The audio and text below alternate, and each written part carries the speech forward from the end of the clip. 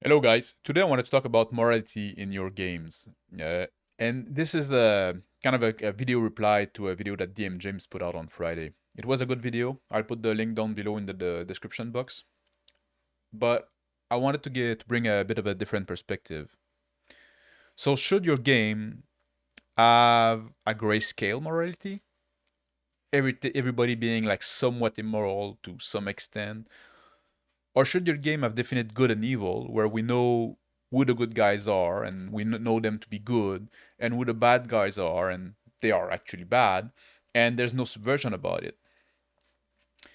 I agree with James that the constant subversion in modern media is played out.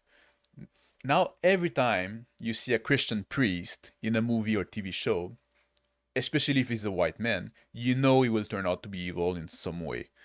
And the trope of someone who appears good at first but is actually quite twisted and deranged is so common. And so is the opposite of somebody like appearing as bad but actually just being like, oh, misunderstood and is actually good. Idiots think this is like deep writing. So should we just like make it clearly black and white? Go back to the old like love versus chaos, like it's two side, and you know your people are lawful, so they're the good guys, and the other side, chaos, are evil and they need to be killed. You don't need to think further than that. Maybe once in a while you're not sure if somebody is chaotic or not, but overall the lines are clearly drawn. And I think this is all right if you just want to shut your brain off and you go out in the world or in the dungeon and the people there are evil, you kill them, you take the loot and gain XP for it, and you know you're the good guys. But I think that's a missed opportunity. I do believe that indefinite good and evil, because I'm Christian, so that's not surprising. But figuring out what is the right thing to do in some situation is quite difficult.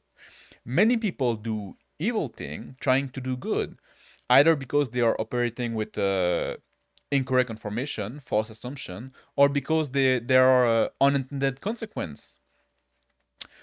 And there's this famous quote by Faulkner about the only thing worth writing about is the human art in conflict with itself.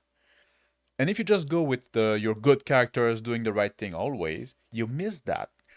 People are not angels, and we have desires that come into conflict. And if we're good people, one of these desire is to do good, but this often come into contradiction with other of our wants. This is something I often had trouble with my woman.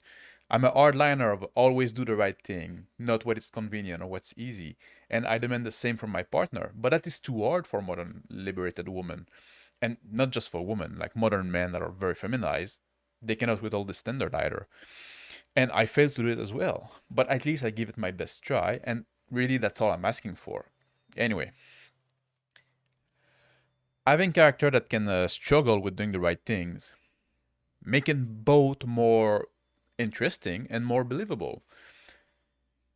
Doing the priest that is secretly evil is not that, because in that case he's not trying to do the right thing. It's also more engaging intellectually for the players when they have to solve a situation where there's not an obvious solution. If a horde of orcs is attacking a village, pillaging and killing everybody, yeah, you get to stop the orcs. No discussion of morality of the thing is happening here. But you can make a different scenery that are less obvious. Like put at odds concept like the good of the many versus the right of the individual, or duty versus personal freedom, or truth versus peace, happiness and safety versus freedom.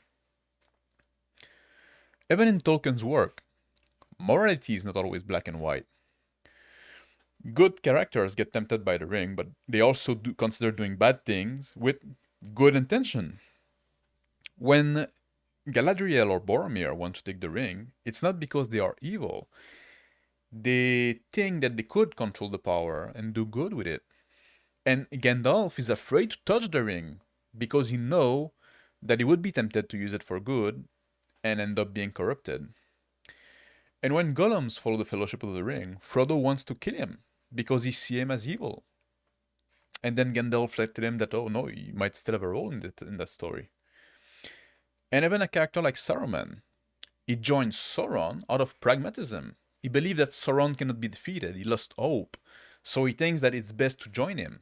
But Saruman wasn't inherently evil. He didn't start as a bad guy.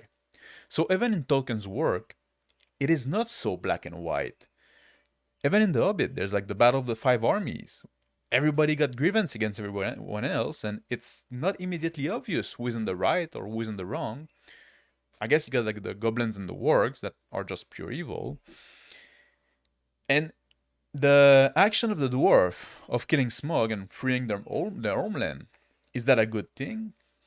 Maybe the action in itself is righteous, but it also had like disastrous consequence for other people.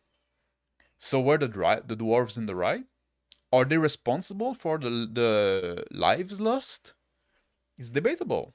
And that is what makes it interesting. And talking about the dwarves, they're not usually depicted as evil, but they are flawed, they are greedy, they get corrupted by their Arkenstone, or they dig too deep in the Moria and awaken this ancient evil, the Balrog. And even the elves are their flaw.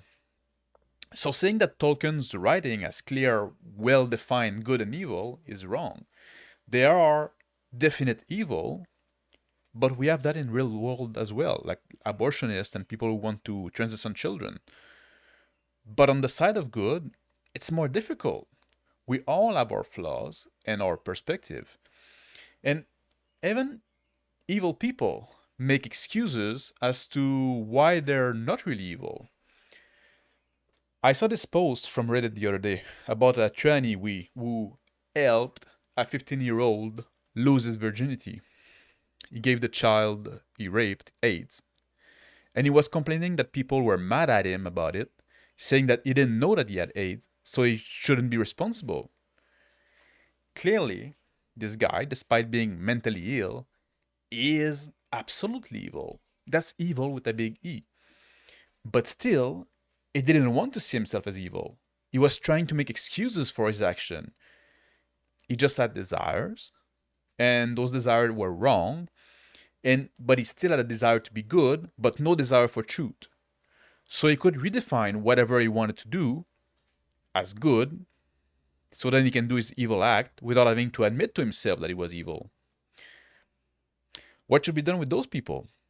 In California, it's not even illegal anymore to knowingly give somebody AIDS.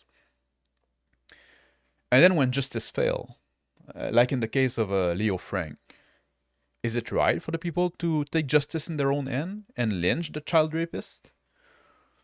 Or do we need to respect the judicial decision, even when they're imperfect, to avoid devolving into mob rules? I have opinions on those questions, but I don't know the answer for sure. So there's no point of trying to be overly simplistic in your games. Morality questions are interesting.